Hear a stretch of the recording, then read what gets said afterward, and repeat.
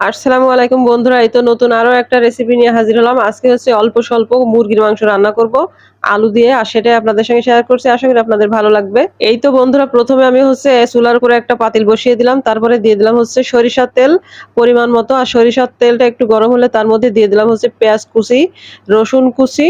তারপরে পেঁয়াজ আর রসুন কুচিটা একটু হচ্ছে ভাজা ভাজা করে নিয়ে বন্ধুরা দিয়ে দিলাম হচ্ছে কয়েক টুকরা টমেটো।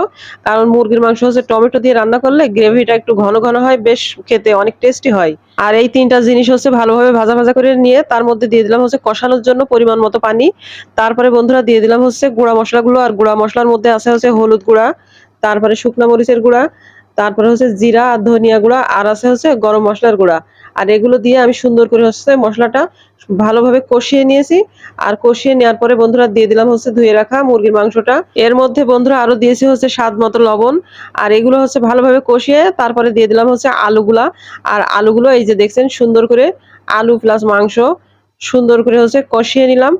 আর একদম কষাটা পারফেক্ট হয়ে গেলে তারপরে দিয়ে দিলাম হচ্ছে ঝোলের জন্য পরিমাণ মতো পানি। এই যে বন্ধুরা ঝোলের জন্য পরিমাণ মতো পানি দিয়ে এখন হচ্ছে আমি এটাকে হচ্ছে রান্না করে নিব। আর এই যে বন্ধুরা বেশ কিছুক্ষণ সময় নিয়ে রান্না করার পরে হচ্ছে এই যে রান্নাটা শেষের দিকে চলে এসেছে। আর মাশাআল্লাহ এই যে ফাইনাল লুক। যাই হোক বন্ধুরা, এমন নিত্য নতুন ঘরের রেসিপি দেখতে অবশ্যই বাংলা রান্নাঘরের সাথে যুক্ত থাকবেন। সবাইকে আল্লাহ হাফেজ।